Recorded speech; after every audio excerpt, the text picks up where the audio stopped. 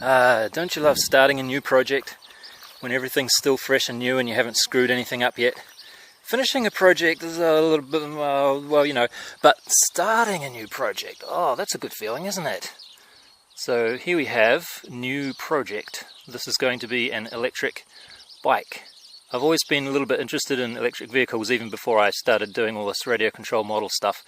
And if you've seen any of my other videos from earlier this year, there was one where I was looking at a bunch of electric car parts, because I actually started in about 2008 making a electric car conversion, but that project got cancelled for a few reasons, because I moved overseas and then I moved back again, and I don't have as much money as I did back in those times. And there's also a lot of annoying bureaucracy and red tape that you need to get through to make the thing actually practically usable, to get it on the road legally, you know.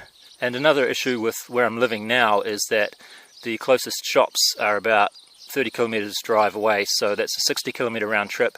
And I don't know, I wasn't really feeling too confident to do that in a battery powered vehicle that I'd built myself. So this is plan B, but it's still going to be lots of fun, I hope. And it's a little bit more practical for where I am at the moment, so I can use this to... I'm hoping I'm going to be able to ride across these fields, but there are some pretty deep ruts and bumps in those fields that you can't really see. You've probably seen my footage from flying around in the quadcopter, but there's some bumps. You're looking at like 20 centimeters or so ruts that go down like this, and you've got to be careful when you're walking around there you don't twist your ankle, especially if you're trying to run. So that's one reason I wanted to get this bike here, which has a full suspension and so on. I do actually have a bike that I've been using for a while already. This is one that my dad gave me as a freebie, and it's way too small for me, and it's a heavy steel frame, no suspension or any fancy stuff like that.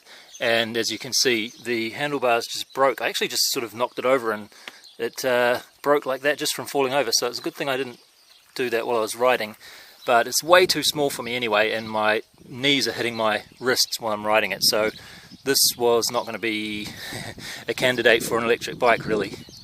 So when that handlebar broke, I thought, okay, this is a good time to get a nicer bike and start on this project. So let's have a look at this bike here. I found this one in an online auction. It's a 2004, I think, Cannondale Jekyll, and I took a liking to it as soon as I saw it, because it's quite similar in some respects to the mountain bike that I had in Japan just before I came back, in that it's a Cannondale and it's a quite large size. It's XL size, and it's black. Kind of looks the same at a glance, except that it is a full suspension model instead of a hardtail. So being about 12 years old, it's had its fair share of bruises and bumps and so on. There's a spoke missing there, so there's a few little things that will need to be looked at, but it's rideable and there's nothing seriously wrong with it. In fact, I think the worst problem is that the brakes need bleeding. They're very soft. Other than that, there's no huge problems. The suspension's a little bit tired. I think that could use a bit of a looking at as well, depending on how much it costs, of course. I'm not too worried about it. It's a single pivot design, which I like.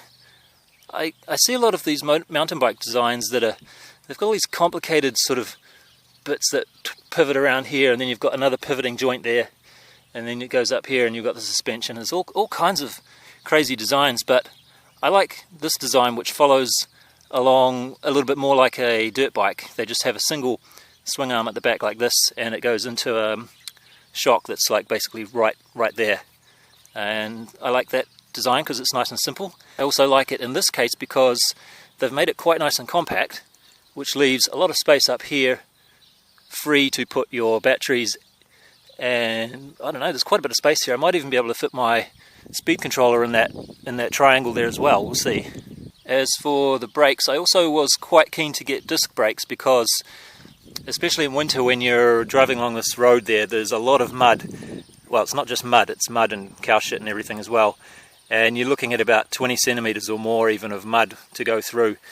And when I was riding the other bicycle that I've had, which just broke, I noticed that the mud would all glob onto the wheel and come up here, and it would get stuck in the calipers of the brakes, and you'd have this huge blob of mud there while you're trying to ride along. So hopefully the disc brakes will give better braking performance, and they'll also avoid that huge globby muddy mess. Well, it might get stuck on here now still. Another thing that's quite important about how the suspension works is that you don't have too much of it going on here. Some of the suspension designs have this pivot piece ahead of the bottom bracket, so they're like around about here, and that makes it awkward for attaching the motor. So the motor is going to be, hopefully I'm going to have a bracket that holds it on there. So another important feature of the frame is that you want to have a preferably round, is this the down tube or whatever is that the down, is this the down tube or is that the down tube? Whatever this one, I'll call this the down tube. So this tube here, some of them are sort of a non-round section, they're a little bit sort of oval or something, and that makes things a little bit awkward. So I was looking for one that was circular, and the other nice thing is that it's not so nice that these cables are here. I kind of wanted to avoid that, but the way this swing arm is set up, the cables are obviously going to be better to come down here, so that's how they've routed them. But the nice thing about these cables is that the cables that I'm going to keep, that's these two, that's the brake and the gears at the back, they are all fully sealed all the way up. So all I need to do is pull those out of there and reroute them up a little bit to get them out of the way of where my bracket's going to go. And the cable that I'm not going to keep, which is this one on this side, this one is what do you call it, a naked cable. There's no, the shielding doesn't go over the cable all the way up. And if I'd wanted to keep that one, that would be a little bit annoying because it relies on these hard mount points to keep the tension on the cable. But as it happens, this is the cable that I'm not going to use because this whole front derailleur is going to be taken off and discarded. Okay, so that's the overview of the donor bike, and the parts for the mid-drive kit should be here any day now, and in my next video we'll have a look at those parts, I think, and see what's in the box. And I also ordered a bunch of tools because I've noticed from looking at videos on the net that a lot of these bicycle bits, to get them off, they're using these wacky one-off kind of tools that I don't have any of. And it was only $30 to get a toolkit that looks pretty useful, so that's what I did, and we'll see what's in that toolkit as well maybe.